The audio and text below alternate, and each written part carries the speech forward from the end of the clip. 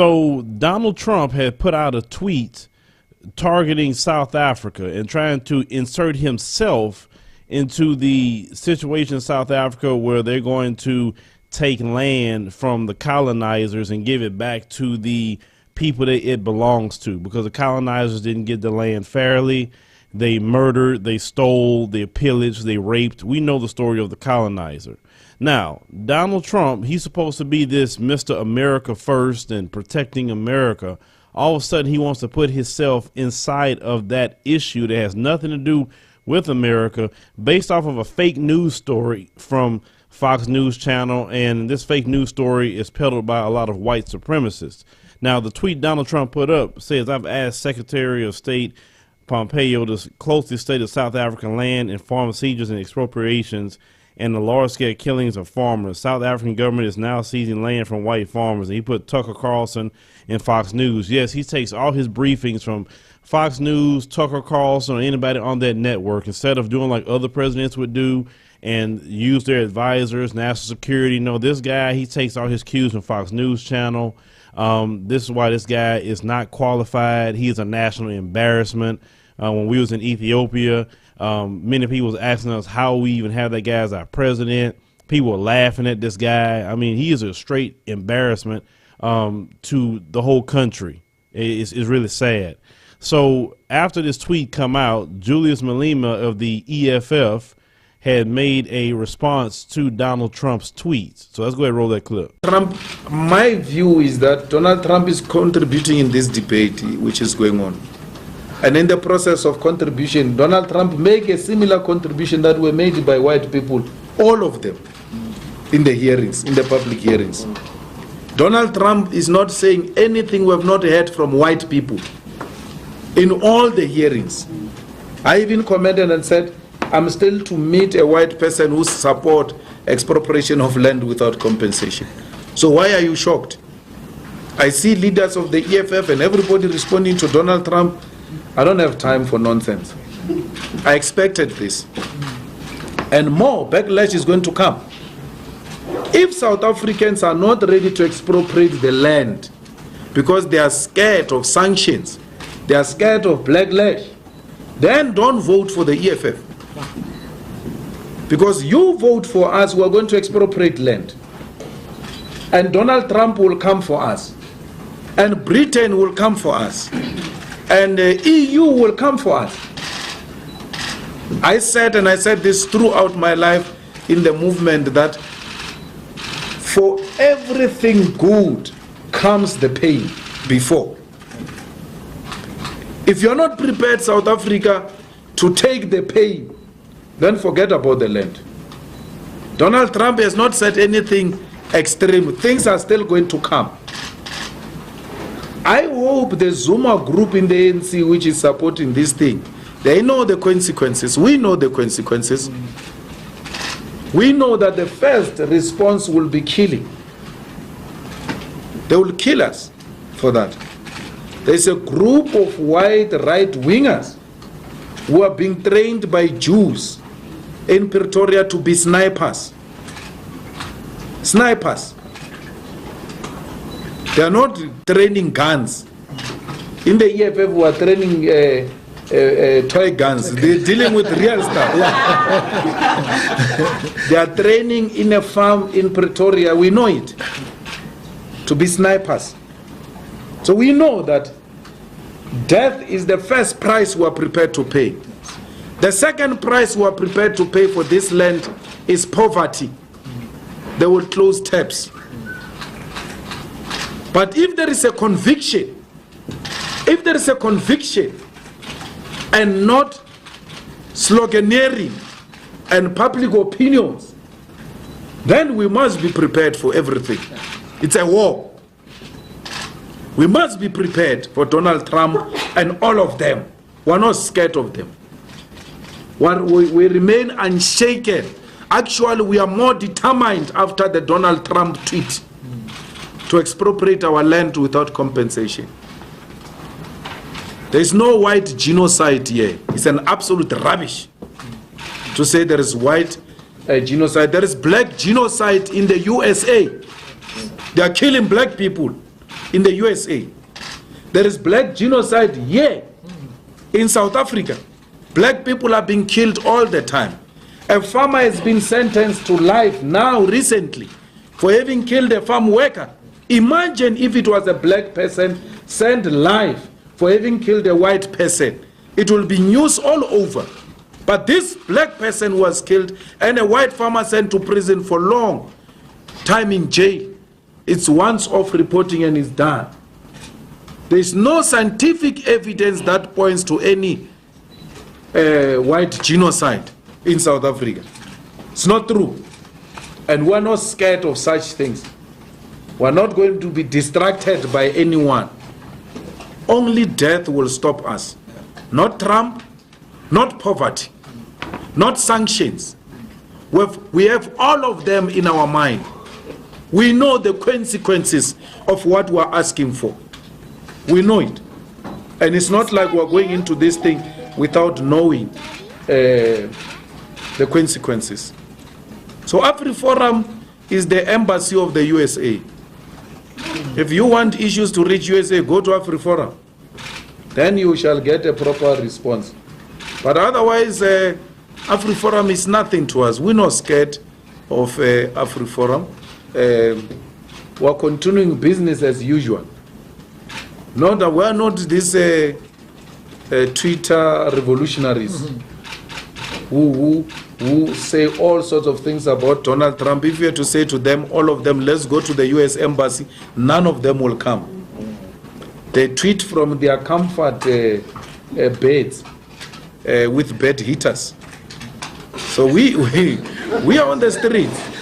We're fighting this thing on the streets. We are on the picket lines. That's why we're not shaken. We know this is what people want. And if there is anyone who's in this thing without knowing the consequences, then you are in the wrong place. Now, after everything that Julius Malema has stated here, and we're going to touch on that, of all people that really came out against Donald Trump was the ADL. I was quite surprised. Well, then read that statement. It says, it is extremely disturbing that the President of the United States echoed a long-standing and false white supremacist claim that South Africa's white farmers are targets of large-scale racially motivated killings by South Africa's black majority. White supremacists in the United States have made such claims for years. In early 2012, the ADL Center of Extremism documented how white supremacists in the United States were gearing up for protests as part of something they termed the South Africa Project. The goal of the organizers, which included representatives from major neo-Nazi, racist, skinhead, traditional white supremacists, Christian identity groups, as well as racist prison gangs, was to stop the alleged genocide of whites in South Africa. The protest originated in 2011 at the hands of Monica Stone, a longtime member of the Louisiana-based white supremacist Christian Defense League and an immigrant from South Africa. Since then, white supremacist references to genocide in South Africa have been common. Richard Spencer, for example, focused on the plight of the Boers in South Africa in his March speech at Michigan State University, suggesting the United States might see something similar. We would hope that the president will try to understand the facts and realities of the situation in South Africa rather than repeat disturbing racially divisive talking points used most frequently by white supremacists. But you have to understand, Donald Trump himself is a white supremacist, so he's only speaking what his people says, okay? And Donald Trump, as even a lot of people in Ethiopia told me, they see that he's only for white people only. He's not for everybody in America. I mean, it's not that very hard to see that. I mean, Donald Trump is a straight white supremacist. Even when another white person was killed in Charlottesville, he still said there was good people on both sides. So he said that neo-Nazis are good people too, and white supremacists are good people too. Even though they murdered someone, they're still good people. Julius Malema, he hit on a lot of points. Now, one thing he brought up is the black genocide in the U.S. There's been a black genocide ever since we've been here. And let me tell you something. People on the continent know about the genocide that's happening to us right here. They know exactly what's happening to us. They articulate that very well when you have a conversation with them on the continent. Oh, yes, they know our problems. Yes, they know our issues. It is not a secret. And the advent of social media made sure everybody know it. The thing is, what the issue with Julius Malema, and you have to understand how global white supremacy works. They don't want to see any African nation or any group of black people rise up and become free of the colonizer, because they're looking at it like this. Wait a minute, this Malema guy, if he could free South Africa from the hands of these colonizers, then what about our Negroes here in America? Then they're going to get inspired and do the same thing. And there's more of them, and they have a history of fighting back a lot more than the South Africans do. So they don't want their Negroes to get riled up. How many times have we saw things where they say, well, you got to stop this leader, stop this person, because we don't want the Negroes to get riled up. That's their whole thing. They don't want us to be free. As long as we under their oppression, as long as we under their devilment, then they are happy. That's why I say they are the white supremacists. It's the devil that the Bible speaks of. Only a devil wants you oppressed. Only a devil will want you in chains. Only a devil would not want you to have freedom, justice, or any kind of life that's happy for you. That's only Satan would do that. That's not nothing that a human being would do. Now, Donald Trump, what he needs to be worrying about is Robert Mueller at this point, and how his lawyer, Michael Cohen, had just pled guilty. And this guy knew all his dirt. Michael Cohen is not going to sit up there and go to jail for Trump. He's not going to do nothing for Trump. They just got another guy, gave him immunity with the National Enquirer, the CEO of that. He going to start putting out dirt on Trump. He need to worry about the impeachment. That's what you need to worry about at this point. I mean, at first I wouldn't even mention that impeachment stuff, but what's happening around him, like, that's what you need to focus on. Now South Africa, what's happening there. Because this is the thing.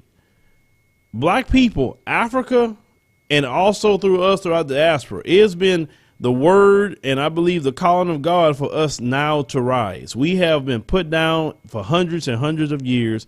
We have been oppressed for hundreds and hundreds of years. And I like the logo that they have inside of the African Union. They have a logo called Africa Rising, and that's a beautiful logo, and that's prophetic, but I believe that's happening throughout all the world. We are rising, including them on the continent. This is why they understand and telling us to come back to help them, because they know we have skills, we have things that they need to help bring Africa up, to bring the continent of Africa to a place that it'll not only be great, but it'd be better than what it ever been before. So as this colonizer, because he's going down, trust me, everybody outside of this country knows it's going down here very, very fast. And they can't even figure out why and how. But you and me aren't going down in the process, because that's not our judgment. The thing is, if they try to put their hands on South Africa, watch what's going to end up happening to them by God. Watch how God do things to them they didn't see coming. Because you can't be putting your hands, you can't oppress people forever. The day of you oppressing the African continent is over. It's over. No more. It's time for the people to have freedom for once. It's time for them to take control of their own land, their own destiny. It's time. You're not going to be a perpetual colonizer and a perpetual slave master over a group of people no longer. You're not God. You don't have that power. And this is what's going on there. And just like he said, they training to kill, because that's all they do, these white supremacists. They are the most primitive group of people that's running around society, the white supremacists. All thing they know to do is kill. But let me tell you something. What good is your gun? What good is your killing when you're fighting against God? And that's the whole thing they don't realize. I could run a laundry list of issues why they losing more than anything else. That's why they're so scared. See, Trump, that's that not even a dog whistle. He's worried that we in America are going to get inspired by Julius Malema and saying, wait a minute, maybe we should stand up and fight for our rights for a change. We watch these cops murdering our children, shooting people in the back, and we say nothing. We quickly forgive, which we should not have no forgiveness in our heart at all. Like they said in another video I watched, the time of forgiveness and reconciliation is over. And I agree with that. It's no time to explain racism no more. It's no time to, no, ain't none of that. It's time for us to be free and free from oppression. And that is a godly thing, to want to be free from oppression. Anybody that wants you to stay oppressed and stay controlling you and stay treating you like a fifth-class citizen is of the devil. So Julius Malema and the EFF is right to stand up for the people in South Africa. How is it okay that you have a small group of people controlling all the land, and they can't produce no title deeds? They can't produce nothing to say, I got this the right way, because they know they didn't. Everything these people have gotten, I told you this before, whether it's South Africa or wherever else they've been, has been theft, murder, destruction, pillaging, rape. Nothing has ever been done the right way. Brotherhood, working hard together, none of that. That's not how they came to power, and that's not how they maintain their power. Now, as Julius Malema said, he didn't get involved with that not knowing the consequences, because he know who the white supremacists are just as much as we know. They're going to try to do sanctions. They're going to try to do all kinds of things, right? But see, the thing, what they don't realize is China, what they're going to do, they're going to backdoor, and they're going to start giving money to South Africa where the sanctions not going to work. That's how China, because see, China want to do everything against the United States that it can, especially more so now than ever, right? So China's undermining the United States, especially a lot of places in Africa. Now, I heard the situation about China and Africa, especially in the area of business. And, you know, a lot of times we say China don't need to be there, X, Y, Z. Well, then I was explained to by the prominent business people in Ethiopia that the reason why they're dealing with China, because China gives the money, China wants to invest, but China don't want to control the country. They want to just leave the politics alone. They just want to make money. And they're hiring, like, for instance, Ethiopian workers to build these buildings. They're not having the guys to sit out and not make any money. It's kind of hard for them not to take that deal when they're creating jobs and also investing into the country, because they say that when America comes in, they want to tell you what your president what to do. They want to put what laws you should be following, everything, just so they invested some money. So they're saying, hell no, we rather deal with China. So if they do pull sanctions, I can see China coming right behind them and saying, look, I'll give you money to sustain yourself during the sanctions. Don't worry about it. Because these white supremacists, they are hell-bent on oppressing God's people. They're hell-bent on that. But trust me, they could try it all they want. Trump could try it all he wants, and that's fine. But the thing is, it's not going to work. The EU, if they try it, it's not going to work. If the UK try it, it's not going to work. None of it's going to work, because it is time for Africa to rise. I believe it's been sanctioned by God now for Africa to rise, and there's nothing you could do when God puts his word out to say, hey, it's time for you to come up, because the writing's on the wall. I see it. I see it. All the calls for us to come back home, that's happening in every African nation. No, something's going on, and you got the third eye to see what I'm talking about spiritually. You know exactly what I'm talking about. So we definitely stand with South Africa and the EFF. Brothers and sisters, don't put up with the white supremacist colonizer at all. We stand with the BLF out there. Don't put up with this white supremacist colonizer. If he don't like being in South Africa, he can carry himself back to the Netherlands. But, oh, I forgot. The Netherlands don't want them either. Nobody wants them. So since nobody wants them, they need to humble themselves and get along with the program. But they're not going to do that, because it's not in their nature as a white supremacist to get along with nobody. Either they're murderers, they try to harm people, they want to control everyone else, they want everyone to do the work for them, and they don't do anything. So, no, the tide has turned. It's over with. It's only a matter of time.